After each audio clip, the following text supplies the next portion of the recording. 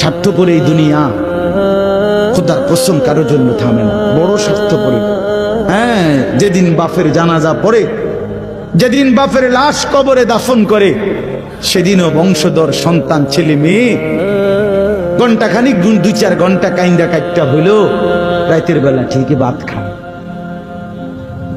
হ্যাঁ, পাশের ঘর থেকে খানা আনে, আবার ঠিকই খায়। স্বার্থপর দুনিয়া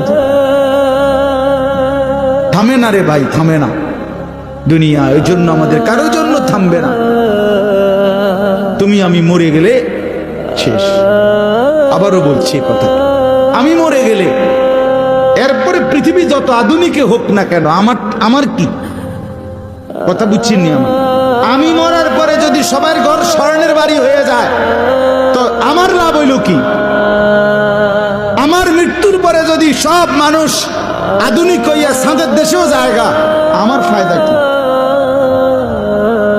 আমি তো না,